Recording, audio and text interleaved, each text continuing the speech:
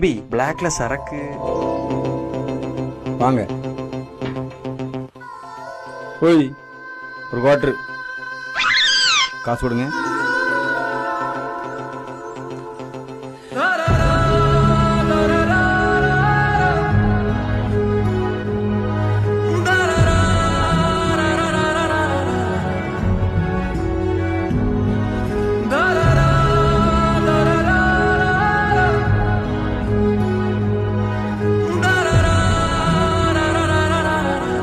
அவருக்கு கால் என்னாச்சு? உங்களை மாதிரி தான் இப்படி கடை லீவுன்னு பிளாக்ல வாங்கி குடிச்சிருக்காரு.